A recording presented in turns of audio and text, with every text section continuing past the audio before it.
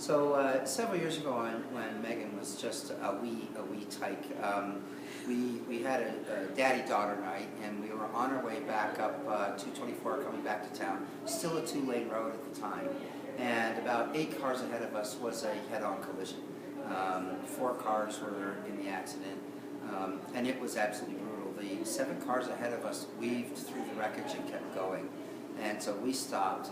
Meg was very young. Stay in the car, and we basically went over, reached into the car and grabbed this woman's wrist and felt her pulse stop.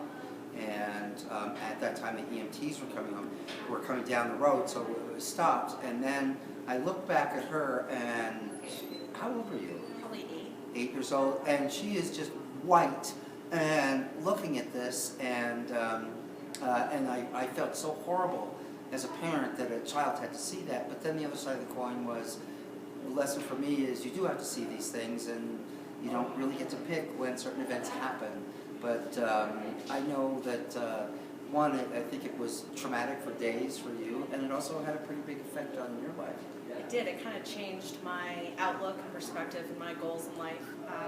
I think that feeling of helplessness was something I struggled with for a little while, and then it became a positive thing because I realized I don't ever want to be in that situation where I can't do something. So that's kind of what I based my education around.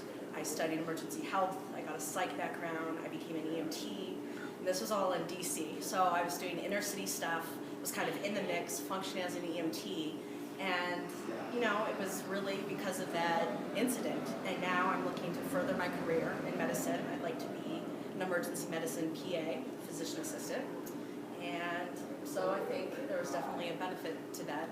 So she's a bit of an overachiever like her mother.